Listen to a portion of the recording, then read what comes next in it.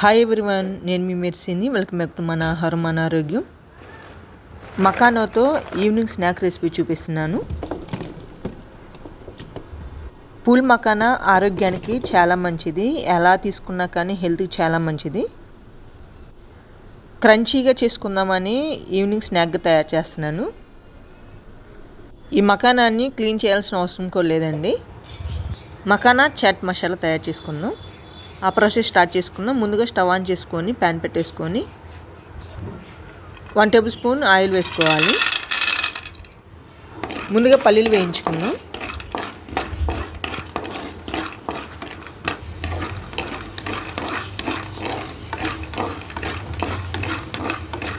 పల్లీలతో పాటు మనము పుట్నాలు కూడా వేసుకొని చేసుకోవచ్చు. నా దగ్గర ప్రస్తుతానికి పుట్నాలు లేవు కాబట్టి పల్లీలనే వేసాను.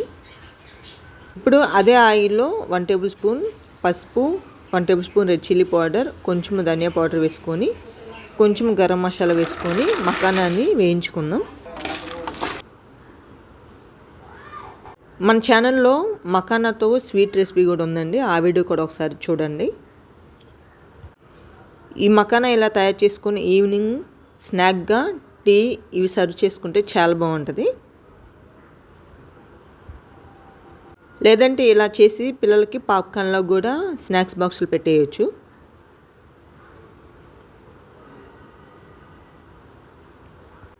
మంచిగా ఫ్రై చేసుకుందాం. మంట సిమ్లో నుంచుకొని ఫ్రై చేసుకోవాలి.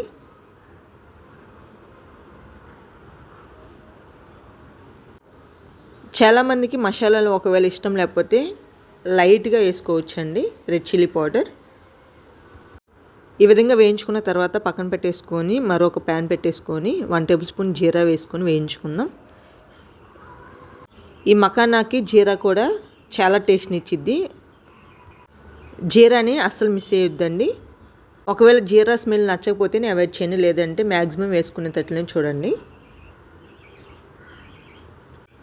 మకానాలో కొంచెం సాల్ట్ వేసుకొని కలుపుకుందాం. కొంచెంగానే వేస్తున్నానండి. మన రెసిపీ అంతా అయిపోయిన తర్వాత సరిపోతే యాడ్ చేసుకోవచ్చు. ఇప్పుడు ఈ జీరాని పౌడర్ చేసుకుందాం.